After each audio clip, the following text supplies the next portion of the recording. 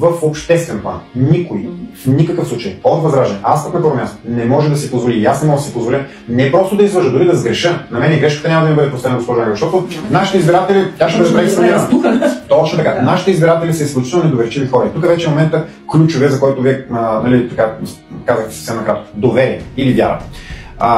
Аз не искам българските политики, не искам на мен да ми, аз не искам да ми вярват. Вярваш в Господ, аз съм вярващ човек. Вярваш в Господ. Аз не искам да Обаче, искам да знае. Вярата няма нужда от доказателства, но доверието е нещо съвсем друго. Доверието трябва да се гради постоянно всеки Божи ден. И моята цел като председател на тази организация е да заслужавам това доверие. За да може хора като вас, които са недоверчиви, лъгани многократно. Аз самия също съм лъган, защо според вас направих Възраждане преди 10 години, сега на Видовден, между на 15 юни ще стана точно 10 години, както направихме, защото не исках повече да бъда лъган.